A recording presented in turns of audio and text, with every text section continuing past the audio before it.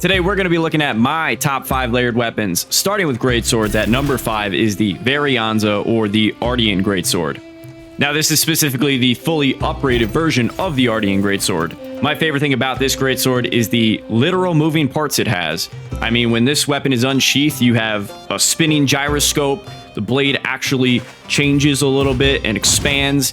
I think it's really cool. I really like when Capcom does this sort of stuff with the weapons, and I think with each generation, we're just getting more and more like that.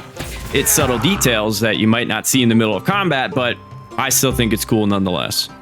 At number 4, we have the Emilator Blade, or the Nerscylla greatsword. I think the coolest thing about this greatsword is just that futuristic look that the Nerscylla weapons have. If you look closely again at the details, it has a little orb in the center of the greatsword that actually has some bubbles moving around in it. Again, little details. You might not notice it in combat, but I think it's cool. You could certainly combine this greatsword with a lot of neutral colors and reds and browns. Hey, I've even seen it with Gemma's jacket, so get out there and make sure you're doing that fashion hunter quest. At number 3, we have Stalwart Lamarik, or the Arkveld greatsword. Not the Guardian one, the regular Arkveld greatsword. I think the coolest thing about this greatsword is how it resembles the actual chain of the Arkveld. As you're charging with this greatsword, if you look closely, the little appendages of the chains will actually expand. You got the little bit of the glow from the whole Wiveria scene.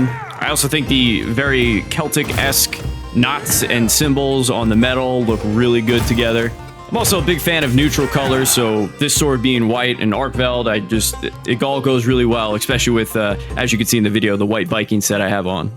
Now at number 2, this one might be a little controversial, but I think that the Espironza Blade, or the Hope, the starter weapon, is actually really, really cool. This is probably one of the best, if not the actual best, starter weapons we've seen.